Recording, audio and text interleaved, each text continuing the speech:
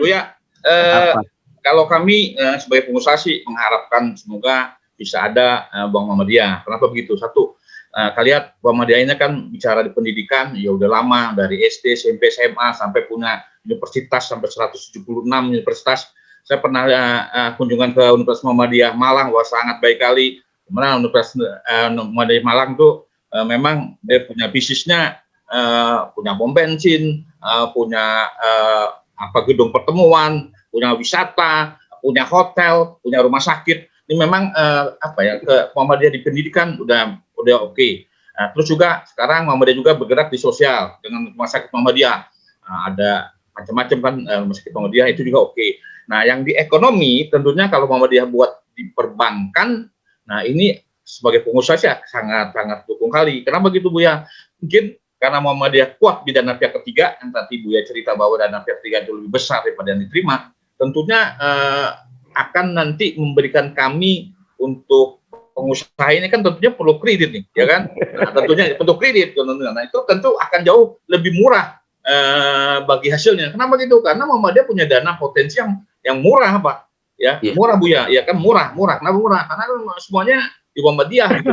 Nah, itu jadi harapan kami sih semoga ini bisa terlaksana kalau pengusaha nih. Cuman memang kendalanya tidak semudah begitu. Karena memang kalau Muhammadiyah tadi Bu ya cerita ribut akan jadi ras. Yang kedua juga akan menjadi heboh juga di Bank Indonesia sama OJK nih. Nah, itu memang mesti disikapi. Nah, terus kalau boleh saya masukkan juga Bu ya, kadang-kadang bank-bank konvensional, yang bank-bank yang memang asing ya, itu memang dulu sih buka syariahnya, coba unit. Jadi memang buka syariahnya itu bukan karena unsur agama, mungkin karena faktor potensi ekonomi muslim di Indonesia kan.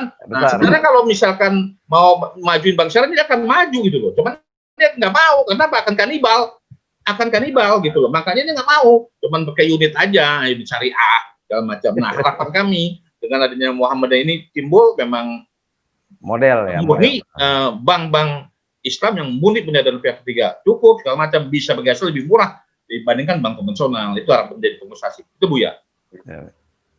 Harapan lagi nih Bu ya. Apa harapannya? Ya artinya Bank Muhammadiyah bisa jadi model perbankan syariah yang benar, yang firm. Ya. Ini kan orang ragu ini syariah atau tidak. Kalau Muhammadiyah ya. Pokoknya Muhammadiyah tidak ingin mencari nama. Ya. Kalau mencari nama lawannya pemerintah langsung bagus dapat nama ya. Tapi bangsa ini kan bermasalah dibuatnya ya. Oleh karena itu ya Muhammadiyah akan mencoba mencari cara-cara ya yang kira-kira ya semua pihak ya terpuaskanlah ya. Itu Pak Junaidi sebagai pengusaha juga terlayani nanti gitu kan. Kemudian akademisi juga ya kayak Pak Roni dosen tuh ngajarkan kebenaran kan ya. Benar ya. Bukan kesesatan yang diajarkan kan gitu, kebenaran kan. Ya benarnya gimana? Ya harus kita buat ekonomi negeri ini adil gitu kan gitu ya. Supaya bagaimana cara supaya adil ya, semua rakyat diperhatikan lah oleh bank negara. Ini kan bank negara nih, bukan bank swasta nih. Kalau ini yang merger di bank swasta saya nggak ribut saya. Betul ya. Betul. Ya karena bank swasta itu memang fungsinya hanya satu itu. To create the profit, menciptakan profit gitu kan ya. Tapi kalau bank negara ini kan tidak hanya sekedar menciptakan financial profit, tapi juga social profit, welfare profit ya. Jadi banyak aspek dan sisinya gitu kan. Tetapi saya lihat ini kecenderungannya ini kok bank-bank negara ini yang syariah juga termasuk kok didorong untuk mencetak financial profit saja. Kalau financial profit saja itu kan berarti kalau dalam ekonomi ya, itu berarti dia mengejar dan mendorong bagi terciptanya pertumbuhan ekonomi, tidak pemerataan. Nah, kalau menurut saya yang namanya pemerintah itu ya diorientasikan dan diarahkan kepada terciptanya pertumbuhan dan pemerataan supaya tercipta stabilitas. So kalau seandainya misalkan hanya dikejar pertumbuhan saja, pemerataan tidak ya seperti tadi, ya akan terjadi kesenjangan ekonomi sosial dan itu tidak baik. Oleh karena itu mungkin barangkali di bagian akhir ini saya ingin ya menyampaikan ya format masyarakat kita atau struktur masyarakat kita sekarang ini seperti piramid saya gambarkan gitu ya. Tetapi oleh teman saya setelah dibuat ya, itu enggak seperti piramid. Piramid kan kayak gini nih, segitiga kan ya. Tapi seperti kubah Masjid Istiqlal. Ya. Tuh, kubah Masjid Istiqlal ya. Itu kan di tengah-tengahnya ada menara itu. Iya. Di tengah-tengah ada ke atas menara itu ya. Benar. Menara itu adalah usaha besar, usaha menengah, usaha kecil. Lu kubah yang besar itu adalah usaha mikro dan ultra mikro.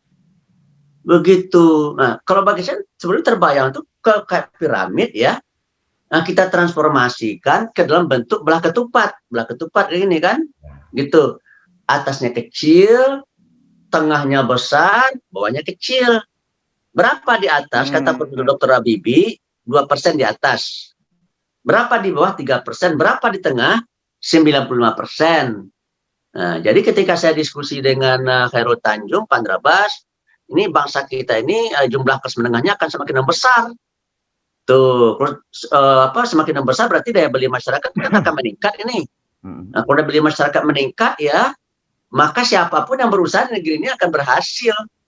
Ya, karena akan banyak permintaan gitu. Usaha besar akan untung, usaha menengah akan untung, usaha kecil akan untung, usaha mikro pun akan untung. Tetapi kalau seandainya yang terjadi itu adalah terjalin ya daya beli masyarakat di bawah akan rendah. Gitu. Oleh karena itu menurut saya ya, saran yang disampaikan oleh Muhammadiyah ini adalah saran yang harus disebut baik karena dia akan mensejahterakan bagi semua. Sementara yang trickle down effect tadi itu hanya mensejahterakan yang di atas dan tidak mensejahterakan di bawah, sehingga nanti kalau pakai kurva ya, kurva demand-nya geraknya tidak terlalu signifikan. Gitu. Oleh karena itu ya kita harus perbesar kelas menengah, gerak kurva demand-nya, permintaannya akan meningkat. Ya, sehingga supply-nya ditingkatkan, sehingga produktivitas meningkat, sehingga ekonomi itu seperti bola salju dia. Bola salju gitu. Nah, oleh karena itu bagi saya ya terus terang saja, kalau PricewaterhouseCoopers memprediksi misalkan Indonesia akan menjadi negara adikuasa dengan PDB nomor 4 terbesar di dunia tahun 2040-2050, menurut saya itu bisa diakselerasi, bisa dipercepat 2030 supaya saya masih bisa menyaksikan. Kalau 2040 tahun yang akan datang udah meninggal saya kemungkinan kan gitu ya. Buya, pertanyaan saya kan begini, Buya. Sampai seberapa batasnya kan ada, Buya. Sekarang kan Muhammadiyah melakukan pendekatan kultural lah katakan kepada pemerintah, mengkritik ketidakadilan. Ini kan ada batasnya juga. Batasnya itu kira-kira kapan, Buya? Karena kalau kita lihat perjalanan ekonomi bangsa ini sampai detik ini kan keadilan itu pasti tidak ada. Bahwa kalau kita lihat inklusi perbankan rendah, lebih besar biaya yang harus dikeluarkan masyarakat untuk biaya bank. Kalau kita punya tabungan 1 juta rugi itu kalau nabung di bank kan, karena biaya administrasi lebih besar. Sampai kapan ini Muhammadiyah sabar? Kan ada batas kesabaran. Bukan, kalau kesabaran tidak ada batasnya. Maksud saya toleransi yang diberikan Muhammadiyah sehingga Muhammadiyah harus masuk. Tentu ada batas. Jadi beberapa hari yang lalu saya bicara di depan 350 profesor yang menjadi anggota Muhammadiyah. Jadi dia profesor, jadi tapi anggota Muhammadiyah dia 350 orang. Nah, saya diminta jadi pembicara kan. Saya kan mengharapkan supaya mereka ada yang menentang gagasan saya, ide saya. Cuma mendukung semua, bingung juga saya. Alhamdulillah. Berarti gagasan ini benar ini, ya. Ini pendapat sih jangan berhenti, ini harus sampai terwujud. Kayak Pak Junaidi tadi ngomongnya tuh. Iya. Sementara Pak Junaidi belum profesor kan ya? Belum profesor kan? Ini ngomong kaget juga saya. Ya, cuma oleh karena itu ya, ini mungkin di bagian akhir ya. Iya. Ya beginilah ya. Yang dipikirkan oleh Muhammadiyah itu tidak hanya dirinya. Itu. Oleh karena itu ya yang dipikirkannya adalah bangsanya. Oleh karena itu ide yang dikembangkan oleh Muhammadiyah ini ya Muhammadiyah mengharapkan supaya Bank Syariah Indonesia itu fokus kepada UMKM. Tuh. Nah, ada yang bilang sama saya, Pak Andrabas, usaha mikro itu tidak bankable. Saya bilang begini, kamu udah pernah gak ketemu sama Yunus Perhadiah Nobel? Saya bilang kan ya, saya udah ketemu. Saya udah ketemu sama Yunus itu, saya bilang kan gitu ya. Sudah ikut berdiskusi saya sama dia. Apa kata dia? Kata dia begini, di dunia bank konvensional itu orang kaya jauh lebih bisa dipercaya daripada orang miskin. Ya, ya. Gitu. Tetapi saya bisa membuktikan bahwa orang miskin bisa jauh lebih dipercaya daripada orang kaya. Dari mana mengukurnya? Dari NPL. Kalau Ya, kita di syariah NPF kan? ya, ya. MPF. NPL bank apa kemarin tanpa saya sebut namanya 3,4 sampai 3,9 NPL-nya kan? Ya, ya, ya. Dah di Banten ini ada sebuah ventura syariah meniru sistemnya Grameen Bank Yunus. Tahu berapa NPF-nya? Banget lah. 0,09%. Wah, ya. No, itu perempuan Masya semua. Allah. Persis ditirunya Grameen Bank. Kebetulan dalam pengawas Iya. syariahnya teman-teman saya, 2 orang teman saya, yang satu pernah jadi asisten saya sebagai dosen gitu, Ya, ya. 0,09%. Jadi apa artinya itu? Bahwa orang miskin yang tidak diopenin oleh pemerintah itu dalam berbisnis ya, dalam permodalan ternyata jauh lebih bisa dipercaya gitu. Nah, paradigma ini yang nggak ada di otak-otak orang kawan-kawan saya yang punya paham liberalisme kapitalisme itu. Nah, oleh karena itu bagi saya ini harus ada revolusi mental istilah Jokowi ya. Kalau Jokowi kan menyebut revolusi mental, kalau Habib Rizik apa katanya? Revolusi akhlak. Revolusi akhlak. Seperti akhlak ya. Seperti akhlak. Menurut saya revolusi mental dengan revolusi Ya, akhlak ya hampir sama meskipun berbeda ya. Ya. Kalau revolusi mental itu Berbeda, nggak ada ya. hubungan dengan agama itu. Tapi kalau revolusi akhlak pasti Ya. berhubungan dengan Tuhan ya. Gitu. Jadi revolusi Ya, akhlak menurut saya jauh lebih sesuai dengan konstitusi. Karena negara berdasarkan atas ketuhanan yang Maha Esa. Jadi kalau kita robah itu yang kita revolusikan itu adalah akhlaknya. Akhlak itu kan terhubung dengan Khalik, kan dengan pencipta, dengan Allah. Oleh karena itu kita pasti akan peduli terhadap orang miskin. So kalau kita tidak peduli sama orang miskin ya, Tuhan menjanjikan kita adalah pembohong agama, pendusta agama. Nah kalau kita dikatakan oleh Tuhan, Anwar Abbas kamu ini pendusta agama, ya sudahlah. Mungkin duit saya banyak di dunia ya, tapi nasib saya sengsara nanti di akhirat. Oleh karena itu kalau kita belajar ekonomi Islam, apa sih tujuan kita mempelajari ekonomi Islam? Ya untuk menciptakan kesejahteraan kepada masyarakat, tidak hanya umat Islam. Ya cuma sejahteranya di mana Pak Nabas? Tidak hanya di dunia tapi juga di akhirat, gitu kan? Itu. Ya. Kapan kita bisa sejahtera dunia akhirat Pak Nabas? Ya kalau seandainya kita memikirkan diri kita dan juga memikirkan orang lain. Nah, ada satu hal yang sangat mengejutkan saya ya.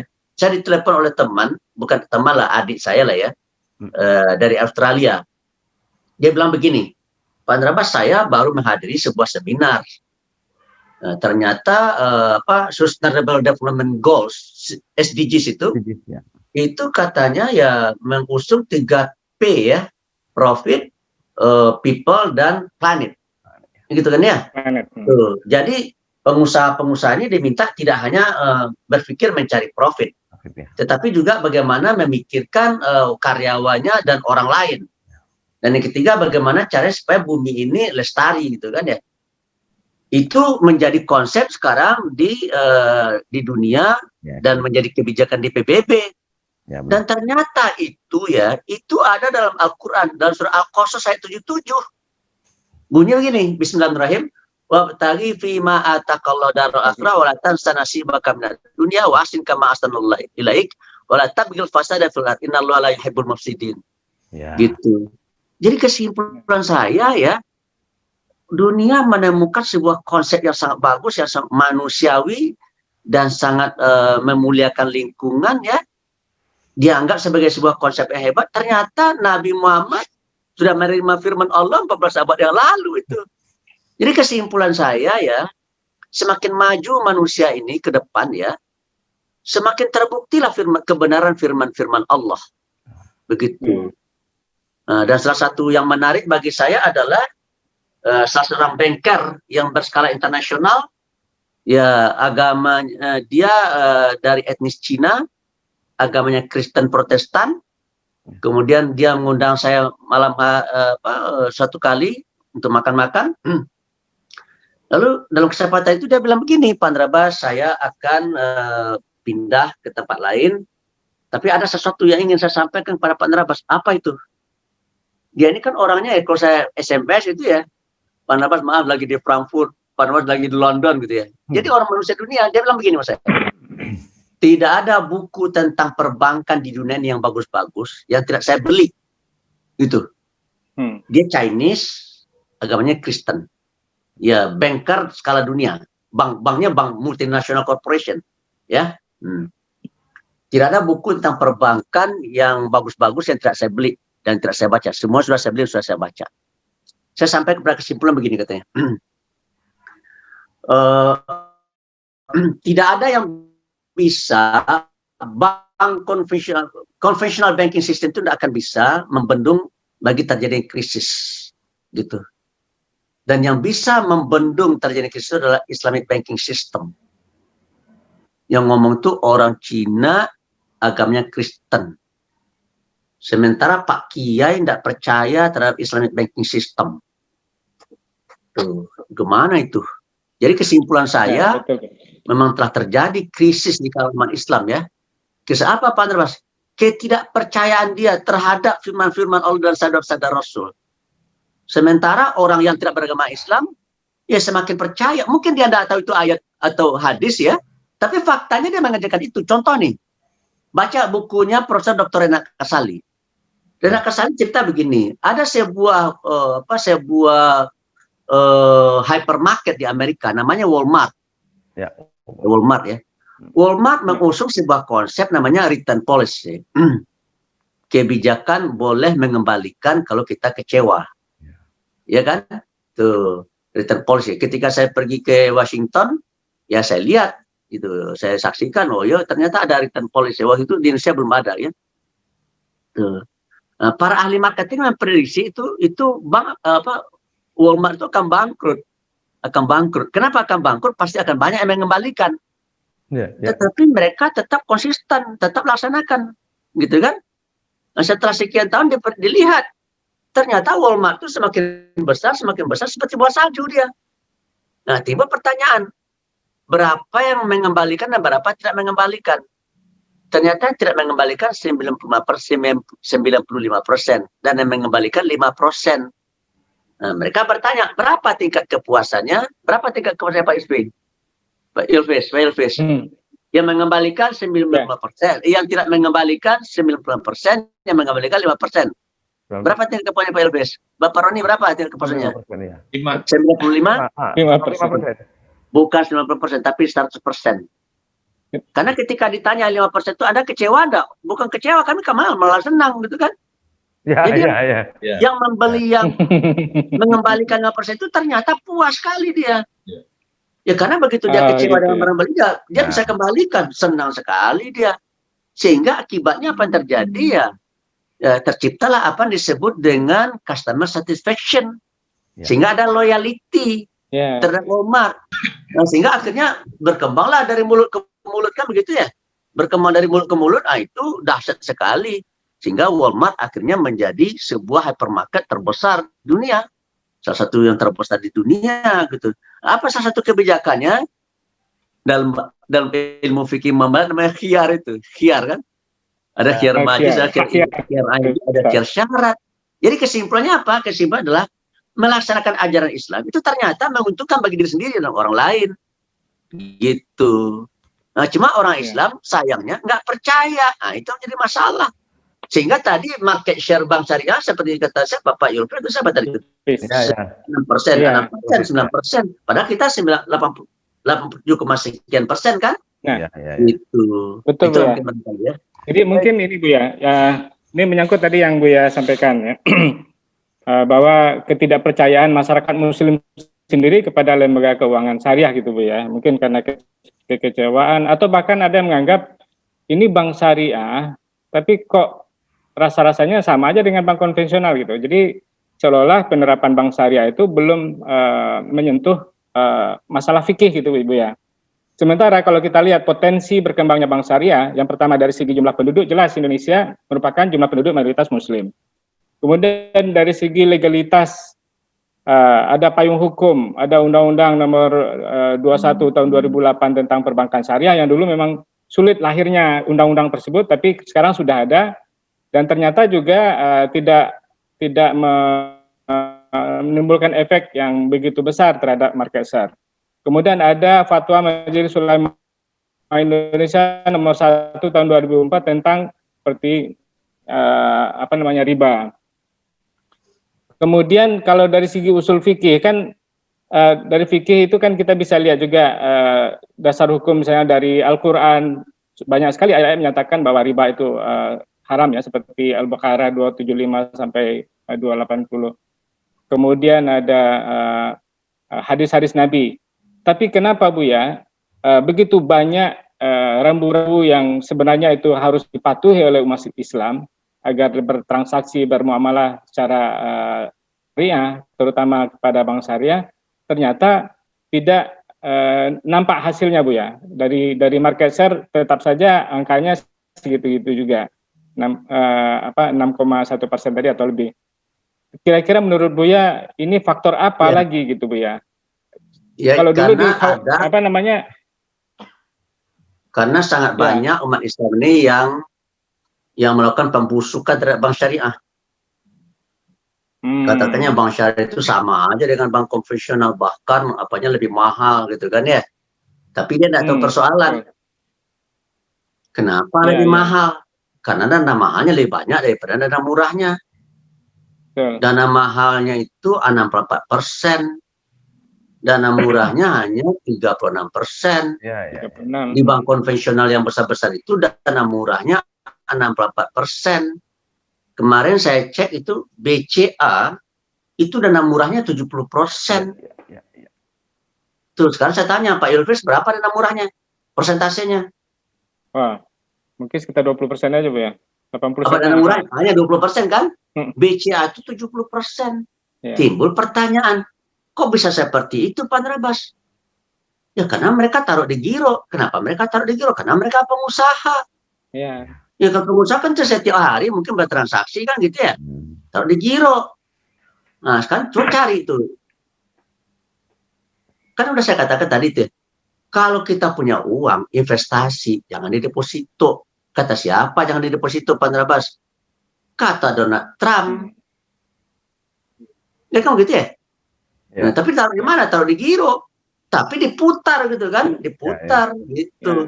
Nah, cuma anehnya bagi kita nih, kita taruh di giro, ya kan di konvensional di giro ya. Tapi uangnya nggak kita putar gitu kan. Akhirnya apa yang terjadi? Kalau pengusaha taruh di giro ya, supaya dia bisa putar gitu kan, dengan mudah dia putar. Makanya dia nggak taruh di deposito kan. Nah, kita ditaruh di giro, nah kita putar. Gitu, akhirnya apa yang terjadi ya jadi santapan terlezat lah. Jadi umat Islam ini menjadi santapan terlezat bagi dunia perbankan. Itu yang jadi keprihatinan saya. Oleh karena itu bagi saya masalah literasi tentang perbankan menjadi satu yang sangat penting ya. Islam itu tidak hanya berorientasi hasil tapi berorientasi proses. Kalau orientasi hasil ya ada Nabi Nuh ya, itu gagal menurut saya jadi apa tuh, jadi nabi itu ya. Masa saya 950 tahun umur hanya 80 orang masuk Islam. Itu di Jakarta ini ada orang tuh mungkin beratusan tuh kalau dia orang masuk Islam, ya kan? Ya cuma kan Tuhan tidak melihat dari hasilnya tapi dari proses. Bagaimana beratnya Nuh berjuang ya. Istrinya saja tidak patuh sama dia, anaknya nggak patuh juga, bayangan itu ya. Gitu. Oleh karena itu bagi saya ya ya kita pun juga seperti itu ya. Kita berorientasi hasil juga berorientasi proses ya. Oleh karena itu ketika kalau kita ingin prosesnya baik supaya hasilnya baik ya literasi tentang perbankan syariah ini harus ditingkatkan. Dan kemudian saya kan marah juga sama MES ini ya. MES sama KNEKS. Ini kalian ini sibuk bicara tentang finansial sektor saja ini. Gitu. Sehingga faktanya apa yang terjadi? Maaf nih ya, tapi tanpa saya bang ya. Sebuah bank syariah. Total asetnya sekitar 50 triliun ke atas. Saya bekerja di sebuah perusahaan milik orang Katolik. Ya. Saya masuk ketika masih 200 miliar. Yang dia intip apa? Dia mintip pembiayaan dari bank syariah. Makanya saya diajak kan gitu ya. Tahu enggak? Sampai total asetnya 2,1 triliun. 1,1 triliun dari sebuah bank syariah. satu bank syariah akan mengucurkan 1,1 triliun. Coba bayangkan. Berarti kan 1/50 ya. Ya. 1/50 jatuh ke tangan satu perusahaan.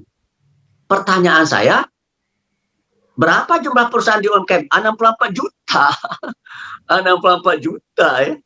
Ini satu bank syariah. Ini makanya saya, kalau misalkan mereka akan melakukan pembiayaan korporasi gitu ya, tiba pertanyaan pada diri saya, siapa yang punya korporasi yang akan mereka biayai? Yakin saya, sebagian besar bukan Muslim. Begitu, yakin saya itu sebagian besar bukan Muslim. Oleh karena itu, kita buat bank syariah, tetapi yang menuai hasilnya adalah teman-teman kita yang tidak seiman dan keyakinan kita. Emangnya tidak boleh? Boleh, kenapa tidak boleh? Cuma yang menjadi pertanyaan bagi saya, kenapa tidak dijatuhkan juga kepada orang Islam? Betul, ya karena mencari pengusaha Muslim ya. Ini kata Pak JK sama saya ya, Pak Nurabas, untuk mencari nasabah orang Muslim yang minta pembiayaan di atas 100 miliar susah.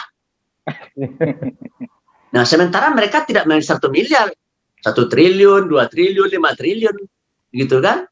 Gitu. Oleh karena itu bagi saya ya, titik lemah umat Islam ini menurut saya ya, bidang ekonomi ya. Bidang ekonomi. Betul. Jadi gini, ekonomi, ya. Jadi ada 11 elit strategis ya. Ada yang menentukan ritme dan corak kehidupan berbangsa, ada 11. Elit strategis agamawan. Yang kedua adalah politisi, yang ketiga cendekiawan, yang keempat pengusaha, yang kelima birokrat, yang keenam profesional, yang ketujuh pendidik, yang kedelapan pekerja sosial, yang kesembilan budayawan, yang ke-10 tentara dan polisi, yang ke-11 adalah penegak hukum, hakim atau jaksa macam-macam lah gitu ya. Tuh. Semuanya di negeri ini tangan umat Islam kecuali satu. Yang mana yang satu tuh yang enggak? Ekonomi. Pengusaha, ada strategis pengusaha. Gitu kan. Dari 10 orang terkaya hanya 1 orang beragama Islam. Dari 10 orang terkaya 1 beragama Islam. Dari 50 hanya 6 orang beragama Islam. Dari 100 hanya 22 orang beragama Islam. Tuh. Kan tiba pertanyaan. Kata Jeffrey Winter, siapa yang jadi penentu di satu negeri? Iya, yang menguasai sumber daya material ekonomi tadi kan, ekonomi dan bisnis gitu kan. Ya. Ya. Baik, lemah di ekonomi, lemah juga di politik. Ya, baik. Baik, Buya, ini waktu ini belum puas. Sebetulnya sudah kita tambah durasi setengah jam. Ini tidak biasanya Academic TV di Scholar Table menambah waktu setengah jam. Ini memang permintaannya ditambah waktu setengah jam gitu. Alhamdulillah, para pemirsa Academic TV, kita belum puas berdialog dengan Buya Anwar Abbas. Banyak yang bisa kita petik. Terima kasih Pak Yufis, terima kasih Pak Tabib. Ada 4 kata kunci: harapan, keadilan, orientasi proses, dan yang terpenting literasi. Saya kira itu yang bisa kami sampaikan. Wabillahi taufiq wal hidayah. Wabillahi kurang mohon maaf. Assalamualaikum warahmatullahi wabarakatuh. Waalaikumsalam warahmatullahi wabarakatuh. Waalaikumsalam warahmatullahi wabarakatuh. Sampai